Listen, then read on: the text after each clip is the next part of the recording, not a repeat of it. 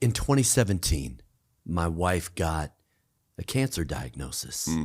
And that's hard. Bro. And then we kind of did everything right. We got it, stage 1. And 3 years later, it comes back. No. And we got it again, and we got to the other side. You know, my wife rang the bell. But when life throws you a curveball like that, you just start asking internal questions. But here's when my wife got the diagnosis, she was reading a poem, and the poem posed a question, Eric, and the question was this: what have you come to teach me?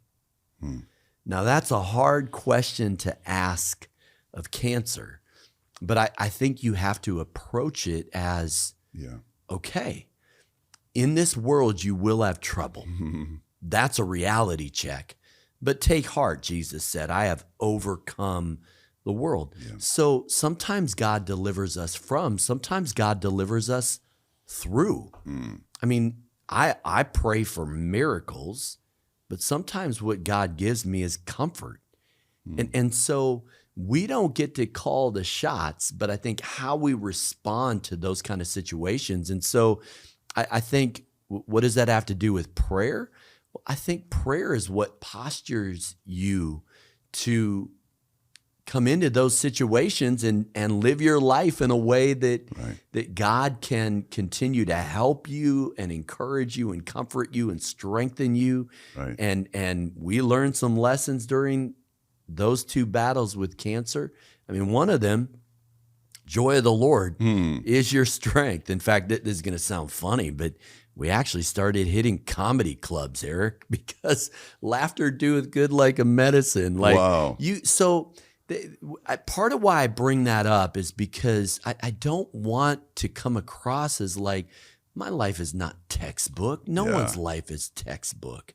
So, but prayer is what helps you kind of navigate. Right now, the picture that comes to mind is, you ever been to the crookedest street in San Francisco? That's what life is like. Life is not an A to B linear, straight line. But I think prayer helps you with all the twists and turns. And so, how's she doing? Good. She is. We're on the other side of that second bout. And what I would say is that life is more precious. I cherish my wife more than I did even before those bouts with cancer. So is that what it means to be delivered through something? I think that's part of it. That in my experience, there are things that I look back on. I mean, my intestines ruptured when I was 30 years old. I should have died.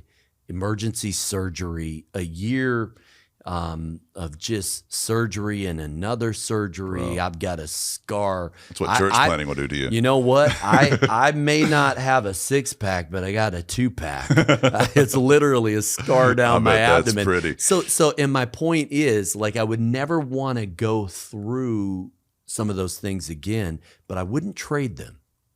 Because the life lessons and the way that then you value what's important, you have to navigate those seasons.